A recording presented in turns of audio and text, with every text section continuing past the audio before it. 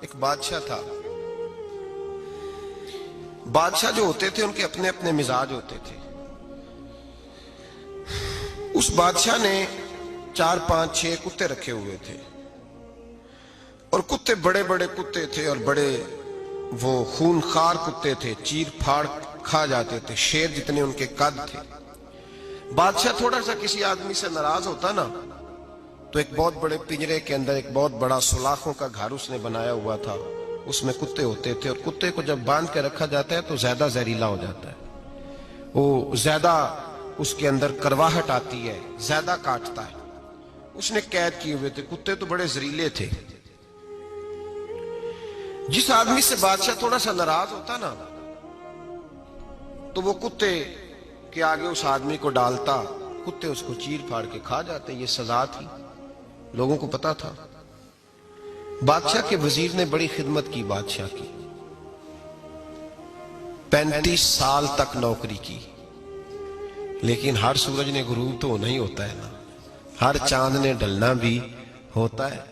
اب بوڑھا ہونے لگا, وہ جو مضبوط حافظہ تھا وہ کمزور ہونے لگا, ہلکی ہلکی غلطی. بادشاہ مزاج کا بادشاہ تھا, پر نہیں سمجھ میں آیا. تو میں نے کہا کہ لوگ کہتے ہیں ہمیں کام پیارا ہے, چم نہیں. تو رشتہ وفا کا تھا ہی نہیں. وزیر سمجھنے لگا کہ اب نہ میں بھی غلطیاں کرنے لگا ہوں تو ایسا نہ ہو کسی دن میں بھی ان کتوں کا شکار ہو جاؤں. اس نے بادشاہ سے کہا کہ بادشاہ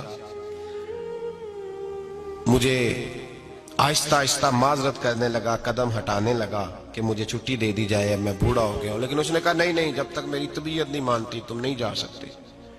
مطلق العنان لوگ تھے. وزیر خاموش ہو گیا, پریشان رہنے لگا. غلطی ہو گئی ہے تو پھینک دے گا. ایک تجویز اس کے ذہن میں آئی. وہ جو پنجرے, کتوں کے پنجرے پر محافظ بیٹھا تھا نا, جو ان کو کھانا ڈالتا تھا, روٹی ڈالتا تھا, گوشت دیتا تھا, اس کو ایک دن کہنے لگا یار تیری ڈیوٹی ہے سارا دن کتوں کو کھانا دینے کی, گوشت دینے کی, تو 2 4 دن ڈیوٹی مجھے نہیں دیتا؟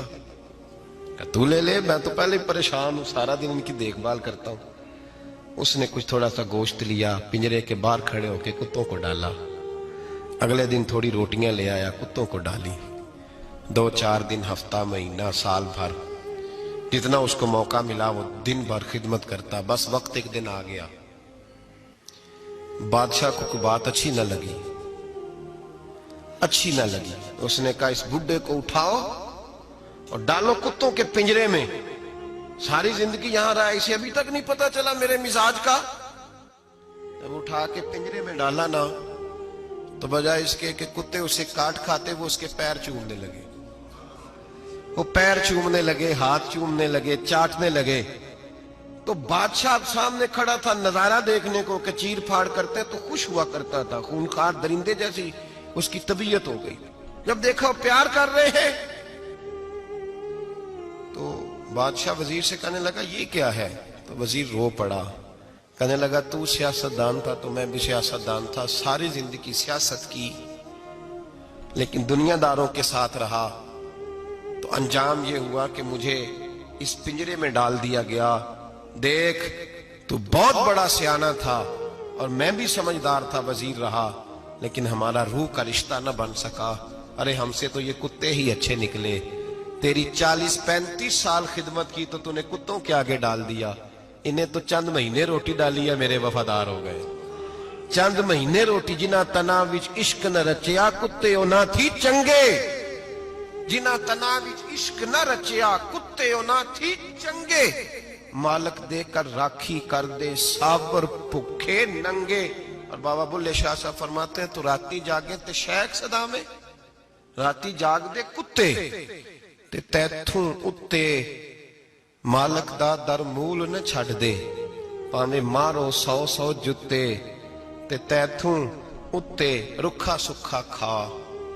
دنے جار رکھاں وچ ستے تیتھوں اتے ایک برکی دا قدر پچھانن. پاویں مالک ہون ستے, ایک برکی دا اوپر کھڑے ہو کے کام نہیں کرانا پڑتا کہ میں کھڑا رہوں گا تو کام صحیح ہوگا, جاؤں گا تو نہ. ایک برکی دا قدر پچھانن پاویں مالک ہون ستے. پھر اپنے آپ کو مخاطب کیا, کہنے لگے اٹھ بلیا, چل یار منا لے نہیں تے بازی.